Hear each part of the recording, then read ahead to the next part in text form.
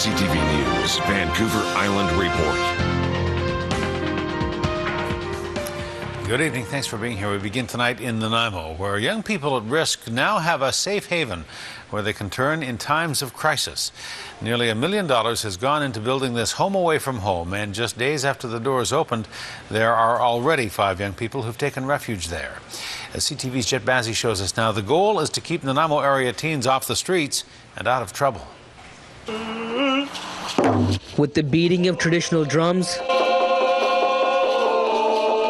and a cultural victory dance, the new youth safe house was showcased to the community. This brand new facility actually doubles the capacity of the former youth safe house, going from 4 beds to 8 beds. A collaboration with the province, Viha, City of Nanaimo, and the community helped open the doors to the safe house.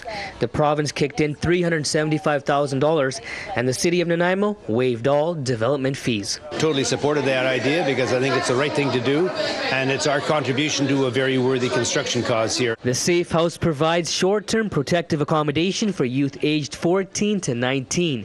It has 8 beds, 2 full washrooms, and a kitchen. Grace says the house will keep kids off the streets and out of trouble.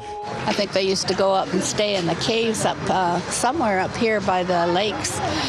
They'd sleep in the bush under the bridges, on the streets, or they would get tied up with some of the, say, prostitutes, pimps, because they would promise them money or food or whatever. Here, the youth have access to all the resources provided by the Tilikum Lalem Aboriginal Friendship Society. They're encouraged to either go back to school if they're not in school, or to look for employment. There's employment counseling. Because Tilikum is a big organization, we have lots of wraparound services, so there might be services around alcohol and drug counseling. They might need family support for family reunification.